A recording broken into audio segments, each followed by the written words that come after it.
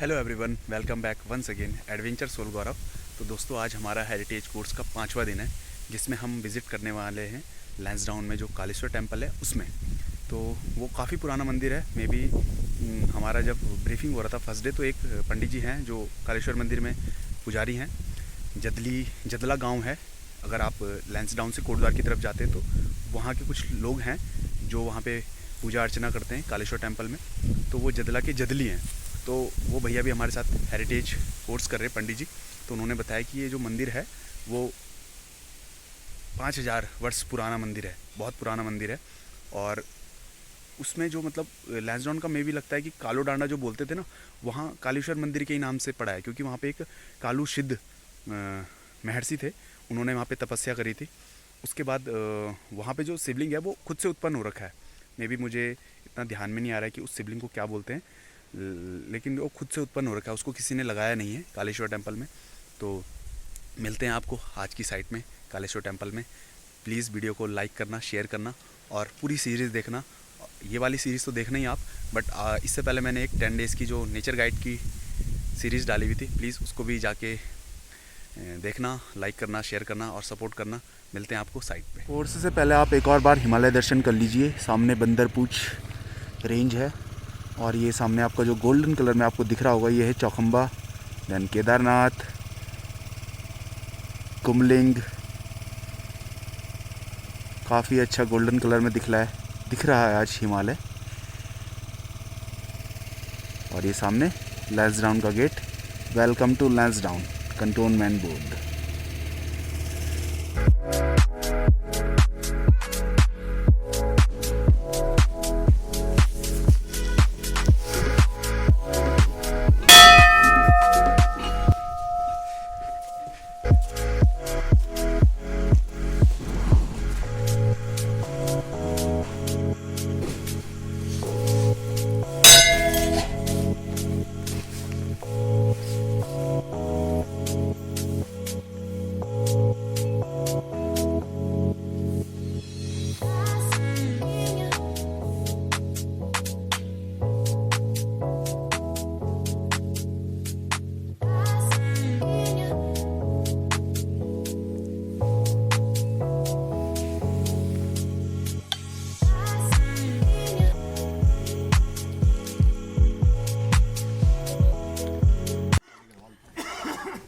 उसके बारे में महाराज जी बताएंगे, क्योंकि हमको तो बचपन में इतना ही मालूम था कि मैं मंदिर जाना है, घंटा बजाना है। मुझे बचपन में जब मैं आया करता था, पापा का ऑफिस बगल में था। जहाँ के आजकल जो तिफाल स्कूल है जहाँ, वहाँ थी पहले दूध की डेयरी। हाँ, बिल्कुल बगल में। तो तब आया करते थे हम कालेश्वर महादेव मंदिर, और वही यादें हैं बस, बाकी तो कुछ पता नहीं है। महाराज जी बताएंगे, क्योंकि 5000 साल पुराना इतिहास है, हेरिटेज साइट है। अब कहाँ है?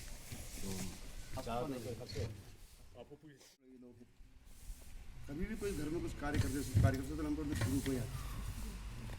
गुरु कौन जो हमको कहीं ना कहीं शिक्षा दे,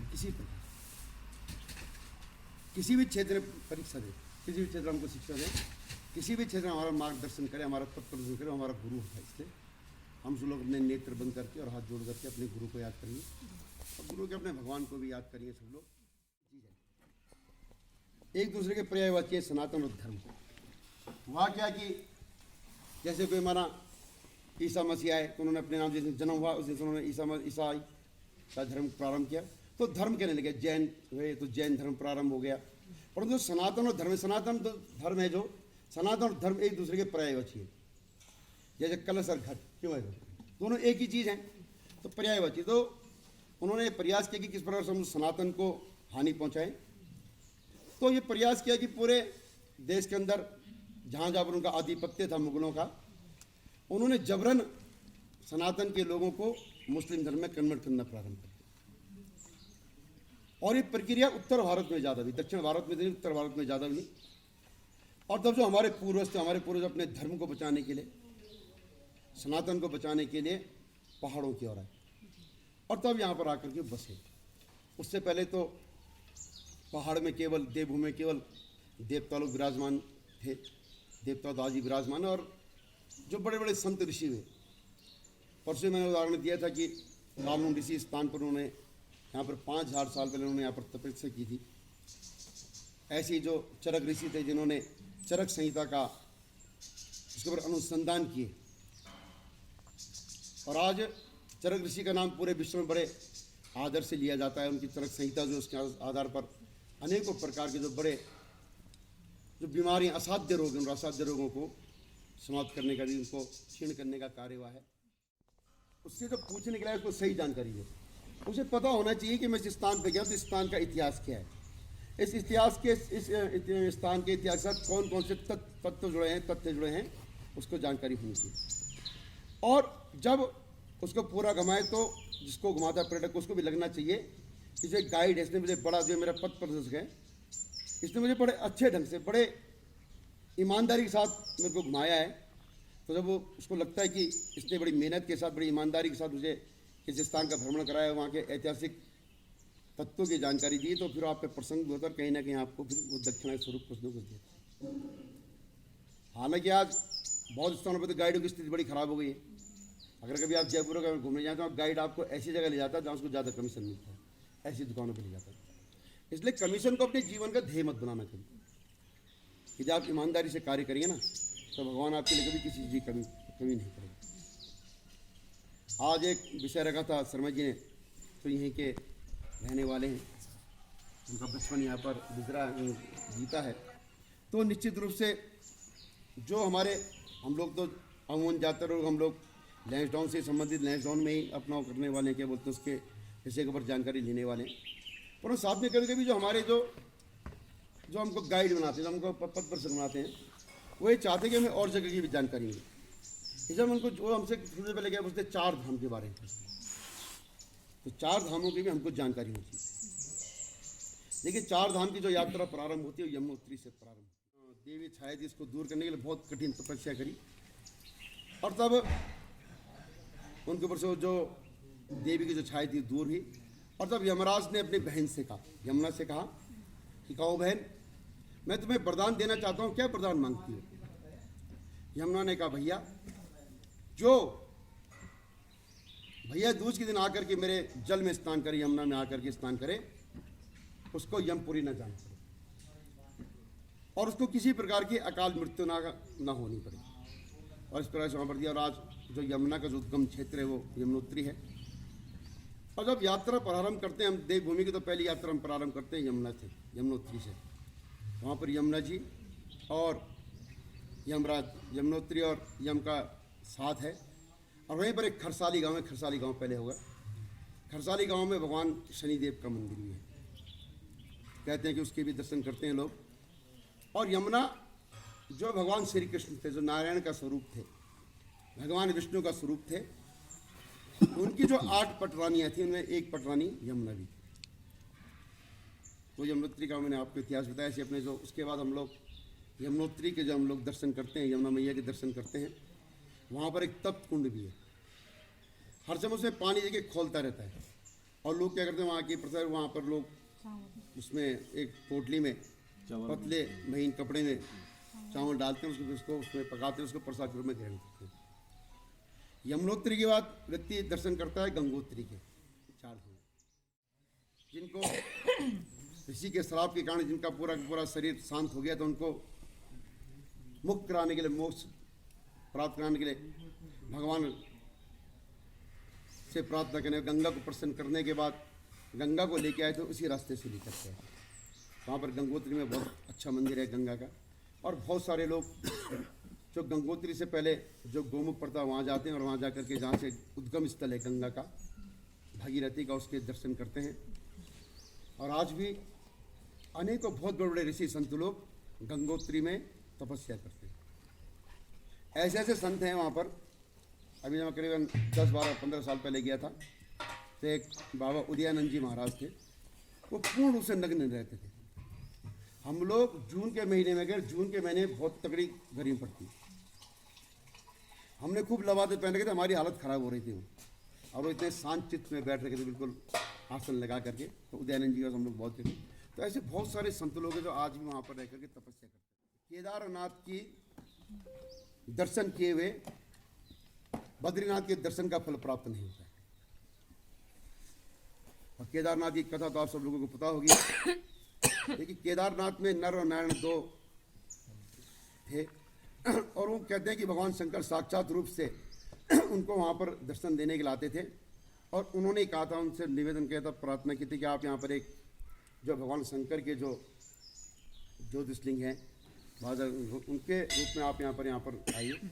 और उसकी एक कथा ये भी है कि जब महाभारत का युद्ध हुआ था और महाभारत के युद्ध में जब पांडवों ने 5 भाइयों ने जब अपने भाइयों की जो, क्योंकि युद्ध का तो अंत यही होता है किसी न किसी पक्ष को आपको मारना है, हालांकि कौरव जो उनके भाई थे तो उन्होंने उनका संहार किया और उसके बाद तब उनको लगा कि हमारे ऊपर जो ये भाइयों की हत्या का जो पाप है, इस हत्या का पाप यदि किसी प्रकार से यदि समाप्त हो सकता है तो भगवान शंकर के दर्शन। पांडु ने वहाँ पर उनका जो अभ्यास करने का योगाभ्यास करने का स्थान था और गुरु गोविंद सिंह जी ने वहाँ पर बहुत बड़ी तपस्या की, तो उनके उसमें वहाँ पर जो है हेमकुंड है जो गुरुद्वारा साहिब बहुत बड़ा वहाँ पर है और सिख धर्म के लोग बड़ी संख्या में वहाँ पर है।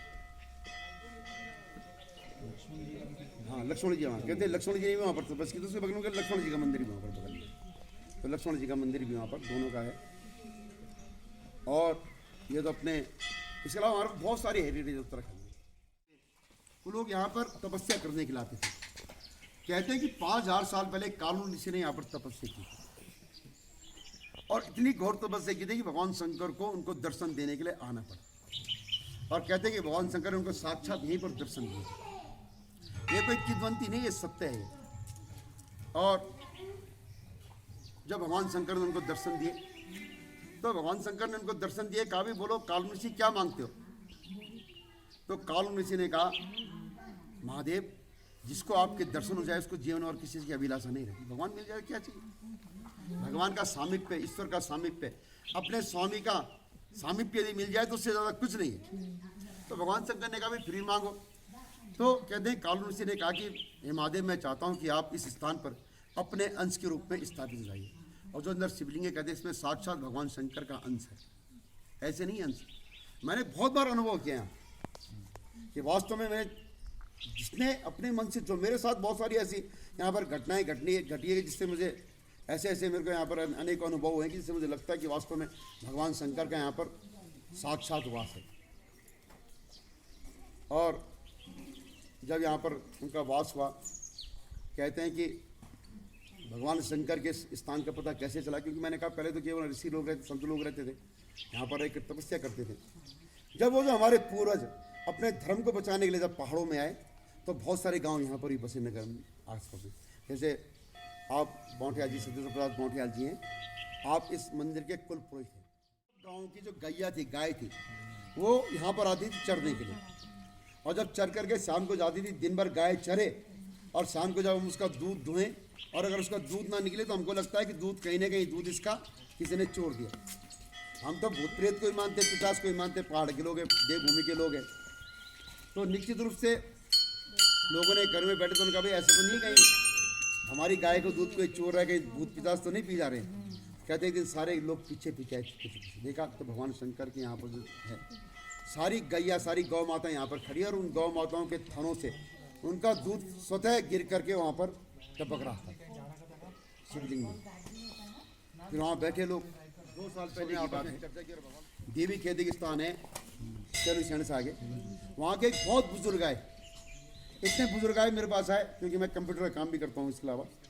तो अपना एक कार्ड बनवाने के लिए आए थे, मेरे पास बैठे बहुत दिन। उनका पंडित जी से उनसे बात हुई कि जब मैं छोटा था तो उनका ननिहाल था वहाँ, तो हम छोटे छोटे थे तब अपनी नानी के यहाँ जाता था। तो नानी के यहाँ कालेश्वर मंदिर से जो बाबा थे यहाँ जो रहते थे, उनके जो होते थे उनके सहयोगी वहाँ आते थे और गाँव से आकर के घी ले जाते थे। गाँव के लोग घी बना करके रखते थे। अब लोग गाँव में आते थे, जैसे आज शाम को हमारे यहाँ भोजन करा, सुबह नाश्ता किसी का और क्या भोजन किसी का, तो आप लगा ले देवी खेत कितना दूर है यहाँ से, वो तक वहाँ तक के लोग इसको अपने स्थान देवता मानते थे। तो आज भी बहुत सारे लोग परंपराएं जब उनके घर में अभी भी, तो खैर बहुत सारे स्थान बड़े बड़े मंदिर हो गए हैं। एक समय ऐसा था कि कालेश्वर महादेव के अलावा लोग बहुत कम लोग तारकेश्वर महादेव को भी नहीं जानते थे लोग, तो कालेश्वर महादेव का बड़ा होता और तो इसलिए इसका बड़ा महत्व है। और मैंने कहा कि ये तो बहुत पुराना 5000 साल वर्ष पुराना स्थान है। आप भी अगर यहाँ पर बैठे होंगे आपको बड़े अच्छी बड़ी शांति का अनुभव हुआ है, बहुत स्थान है। कभी आपको समय मिले तो अंदर जहाँ पर शिवलिंग है वहाँ पर बैठ करके ध्यान लगाइएगा, भगवान शिव उनको बड़ा आनंद आता है। कभी भी कोई आए तो टूरिस्ट उसको सबसे पहले अपने स्थान के बारे में बताना चाहिए, क्योंकि ये केवल स्थान नहीं है, स्थान देवता है पूरे क्षेत्र का। हमारा भूमियालय स्थान देवता है, तो पहला स्थान आपके लिए ये बताने के लिए आते हैं और वहाँ के ऐतिहासिक तथ्य के बारे में बताते हैं। तो निश्चित रूप से आज एक बड़ा स्थान बन सकता है। भीम पकौड़ा देखिए, कहते हैं कि जब स्वर्गारोहण के लिए जा रहे थे सारे पांडव, तो जो उनके आने का स्थान तो यही स्थान था, इसी रास्ते से गए थे पांडव लोग। और कहते हैं कि उस टाइम पे देखो भीम तो खाने पीने के शौकीन थे, पूरी बात सही मिलती को उनका खाने पीने का बड़ा शौक था। तो कहते हैं कि भीम ने वहाँ पर सारे पांडव वहाँ पर रुके और वहाँ पर रुकने के बाद वहाँ पर उन्होंने अपना भोजन बनाया होगा। कहते हैं भीम ने वहाँ पर पकौड़ी बनाई थी, या उनके परिवार के लोगों ने पकौड़ी बनाई होगी। और भीम ने खेल खेल में एक के ऊपर एक 3 बड़े बड़ी चट्टानों को, बड़े बड़े पत्थरों को, हाथ यदि उसको उठाना पड़े तो क्रेन भी नहीं उठा पाएगी, इतने बड़े एक के ऊपर उन्होंने उसको इस प्रकार से बैलेंस बनाया कि वो आज तक कितनी बार इन 5000 सालों में कितनी बार तूफान आए होंगे, कितनी बार भूकंप आया होगा, आज तक हिले नहीं। तो लोगों को बताने की आवश्यकता है। देखो जब ये जो स्थान है इसका 5000 साल पुराना इसका इतिहास रहा है और महाभारत के समय का इसका इतिहास रहा है। तो आप उसको बता सकते हैं बढ़िया ढंग से, उसको आप उसको उसके सामने उसका प्रस्तुतिकरण करके बता सकते हैं। दिखाया है साहब भीम पकौड़ा, चलो उसको हिलाओ आ जाओ। अब भीम पकौड़ा क्या है, क्या हुआ, भीम ने क्या करा। तारकासुर का जो वध किया था, कहते हैं भगवान कार्तिकेय ने, उन्होंने वहीं पर उनका वध किया था और उसके बारे में हम लोग उनको बता सकते हैं किस प्रकार क्या, उसको लोगों को बड़ी जिज्ञासा भी देता है तारकासुर के बारे में जानने। और हम उनको एक चीज़ और बता सकते हैं, देखिए और जो भाजपा जिस प्रकार से भगवान शंकर के 5 मुख हैं, उसी 5 मुखों के रूप में कालेश्वर महादेव 5 भाई के रूप में उनका जो है वो जाना जाता है। पहले जो भाई है कालेश्वर महादेव हैं, दूसरे भाई ताड़केश्वर महादेव हैं, तीसरे भाई एकेश्वर महादेव हैं, एकेश्वर, चौथे भाई मुंडेश्वर महादेव है कलजीकाल ब्लॉक में, और 5वें भाई बिंदेश्वर महादेव हैं थलीशा में। हमें भी ज़्यादा जानकारी, हमको केवल 3 की जानकारी तो थी, लें अपने कालेश्वर महादेव की, एकेश्वर महादेव की और ताड़केश्वर महादेव की। अभी 2 साल पहले में जो हमारा जो आदि गांव है, जो हमारा ध्यानी लोगों का जो आदि गांव है, वो यहाँ पर चुंडाई के पास है, इगारा गांव, वहीं से कहते हैं कि ध्यानी की उत्पत्ति हुई। जो हमारा पहला परिवार जो आया वो तो वहाँ आए थे, तो सब लोग गए थे। जब मैं वहाँ बैठा बुजुर्गों के साथ था, वहाँ उस पर चर्चा हुई मेरी, उन्होंने मुझे बताया फिर कि 2 भाई और हैं, मुंडेश्वर महादेव और फिर मैंने एक दिन पढ़ा तो एकेश्वर महादेव को, तो वहाँ भी फिर इस चीज़ का जिक्र आया कि 5 भाई, तो उसके बाद हमको भी जानकारी मिली जैसे, तो उनको भी बताना चाहिए। देखो जो कालेश्वर महादेव 5 भाइयों के रूप में विराजमान है और ये 5 भाई पूरे क्षेत्र की रक्षा करते हैं, पूरे क्षेत्र के अपने जो उनके भक्तों की चिंता करते हैं। और मैं तो कहता हूँ कि देखो आज तक इतना लंबा समय हो गया है, कभी भी कोई कालेश्वर महादेव की कृपा से आज तक कोई भी ऐसी विपदा नहीं आई, कोई ऐसा नहीं समय आया कि कभी इस पूरे क्षेत्र के लोगों को किसी प्राकृतिक आपदा में था। कभी आप राजस्थान में चलिए, उनसे बोलिए कहाँ से आए, बोलते देवभूमि से आए, तो लोग हमारे पैर छू दिए, भले हम कर्म से कितने भी पापी होंगे, और वो हमारे पैर छूते थे। वो कहते हैं आपके हमने पैर छू लिए तो हमको लग गया कि हमने साक्षात बद्रीनाथ के केदारनाथ के दर्शन कर लिए। एक बार हम यहाँ से राजस्थान गए, जयपुर बारात में, और यहाँ की रोड भी उसकी बस जाती है ये मुख्य, उनमें लिखा रहता बद्रीनाथ केदारनाथ। तो लोग आए, पानी औरतें पानी की बाल्टी लेंगे, अब उसके टायर धो रहे हैं, अब छोड़ेंगे गाड़ी। मतलब उनका श्रद्धा ना कि मतलब ये जो गाड़ी है बद्रीनाथ केदारनाथ जाती है, श्रद्धा है मिट्टी। तो उनको ताड़केश्वर के बारे में बता सकते हैं, अपना जो भैरवगढ़ी के बारे में बता सकते हैं। भैरवगढ़ी के बगल में लंगूर गढ़ी एक शंकर, वहाँ करीब थोड़ा उसका ट्रैक थोड़ा है, उसके बारे में बता सकते हैं। हनुमान जी का हनुमान, मतलब उसको लंगूर गढ़ी बताओ, हनुमान गढ़ी भी कहते हैं, पर जो पूरा नाम उसका लंगूर गढ़ी है, तरह हनुमान गढ़ी कहते हैं। तो वहाँ का हम लोग बता सकते हैं। तो बहुत सारे ऐसे मंदिर हैं। अभी यहाँ गोरखनाथ जी का मंदिर भी है सामने, वहाँ भी उसको जा सकते हैं। अभी हम लोग क्या करें, हम लोगों ने एक प्रयास किया है, अभी हम लोग उस पर कर रहे हैं, उस पर अध्ययन कर रहे हैं। हम लोग एक मंदिरों का एक सर्किट बना रहे हैं लाइमस्टोन से, ताकि टूरिस्ट आए और सुबह चले। यहाँ से हम कहते हैं कि आप सुबह की आरती कालेश्वर महादेव में कीजिए, प्रारंभ कीजिए, भगवान का आशीर्वाद लीजिए, और यहाँ से आप जाइए ताड़केश्वर के दर्शन कीजिए। ताड़केश्वर के बाद आप मधुगंगेश्वर जाइए, मधुगंगेश्वर के दर्शन कीजिए, वहाँ तो नदी भी चाहे तो थोड़ा पानी हो तो नहाइए, और उसके बाद वहाँ से दंगलेश्वर और दंगलेश्वर के पास तो बहुत बढ़िया, वहाँ तो पानी का बड़ा अच्छा वो है, एकदम बहुत खूब पानी, वहाँ जाके स्नान कर सकते हो। अब तो सतपुली के पास एक बहुत बड़ी 1 किलोमीटर की एक झील बन रही है बहुत बड़ी, और उसकी टेंडर होगी तो और उसकी पलटना है तो स्नान, हाँ तो ढूंढते रहते क्योंकि गढ़वाल राइफल है तो गढ़वाल में होना चाहिए। अब गढ़वाल में कहाँ तो तब उन्होंने 2 स्थान चुने, एक कालून डांडा और दूसरा चरेक का डांडा। मैंने बताया सामने चरेक का डांडा, वहाँ भी गए थे। तो चरेक का डांडा 2 स्थान चुने थे, पर वहाँ के बाद थोड़ा जल की शायद दिक्कत थी और पानी की, जहाँ तक मेरा ख्याल है, या कोई प्रॉब्लम थी, तो उसके कारण उन्होंने फिर लैंडफॉल में आए थे। दूसरा क्या था कि अंग्रेज़ों को ठंडा स्थान चाहिए, तो वहाँ के शीत स्थान के रहने वाले थे ना, ठंडी के, तो उनको स्थान बड़े प्रिय लगते थे। और लैंसडाउन तो उस टाइम पे कहते कमिश्नर भी लैंसडाउन में बैठता था। लैंसडाउन इतनी बड़ी तहसील हुआ करती थी कि आपका जो कोटद्वार है, कोटद्वार भी लैंसडाउन तहसील में था। थलीसैंड, बीरो खाल, धुमाकोट, ये सारा ये लैंसडाउन इतनी बड़ी तहसील थी, क्योंकि अब अंग्रेजों को ही रहना बढ़िया लगता था। उनका बंगला SSB का बंगला था उधर, खूब बढ़िया जगह बंगला, तो सारे ब्रिटिश लोग फिर यही आए थे यहाँ। दूसरा एक बात यह है यहाँ ना नीचे इधर जाके पठानकोट बोलते हाँ पठानकोट, कहते हैं कि वो पठान लोग आए थे उस जमाने हाँ उस टाइम पे पठान थे। हाँ हमारी जगह, हमारे में, मेरे तोड़ना बहुत मुश्किल था, मेरे जीवन तक जो हमने देखा एक हमजा पठान होता था, हमजा पठान। तो उन लोगों ने तोड़ा है। हाँ वो तो केंद्र पठान के अंदर बड़ी ताकत है ना, वो भी थे, उनके साथ गोरखा लोग भी थे। और मेरे ख्याल से उत्तराखंड की जो पहली बगल में जो जो- रोड है ना, वो लैंसडोर नहीं है। इधर तो पठानकोट है, जो इधर भूरा वाला स्थान है, भूरा गांव, वहाँ पर रहते थे गोरखा लोग, वो भी गोरखा लोग भी बड़े होते थे, उन लोगों ने भी उसमें बड़ा 16 लाख की टैंकी तो टंकी है और 1.5 लाख की है, उसके बारे में 16 लाख की बताइए। टंकी तो बंद हो गई है, तो बंद हो गई है। 16 लाख की है, अच्छा वो 16 वाली हो गई ऊपर। 9 लाख की और 6 लाख की। 6 लाख की, हाँ। तो उसके बारे में बताइए किस तरह से मतलब अरेंजमेंट का हुआ है लैंसडोर में पानी का। देखिए पानी का क्या था कि जब अंग्रेज लोग आए तो पानी 2 स्थान से आता था लैंड, एक तो झारा पानी के पास से, और वो जो झारा पानी का पानी बहुत शुद्ध पानी है, और वो झारा पानी का जो पानी होता था तीन अफसरों के बंगलों में जाता था, उनके लिए यूज होता था। और एक जो यहाँ पर अपना जो ये है क्या बोलते हैं यशु गाँव है, ऐसे गाँव के नीचे एक रोल आया था, वहाँ से आता है पानी, वो वहाँ से भी आता है पानी, वहाँ पे 3 स्टेज है, 3 स्टेज होकर के आता है पानी, वो उसके लिफ्ट के थ्रू पानी आता है, उसमें पंप के थ्रू पानी आता है, तो 2 जगह पानी की व्यवस्था की।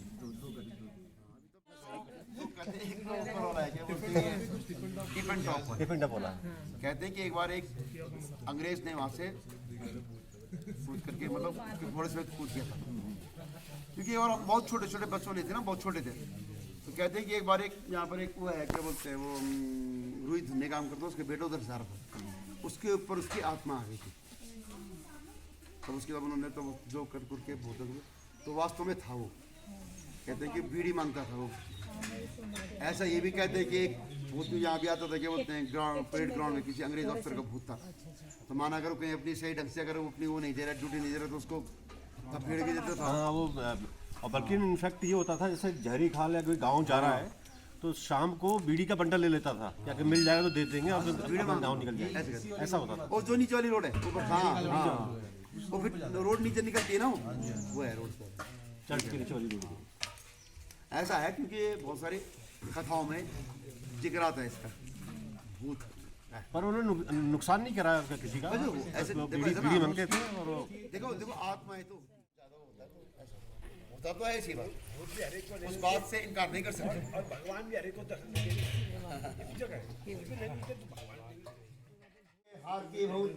या भभूत किसने हाणी किसने ठाणी, माता पार्वती ने हाणी, पंसिद्धों ने ठाणी, महादेव का मस्तक छाणी। अब जिसके मस्तक पर लगे बाबा की भूत, जिसके मस्तक पर सजे बाबा की भूत, दूर होती उसकी।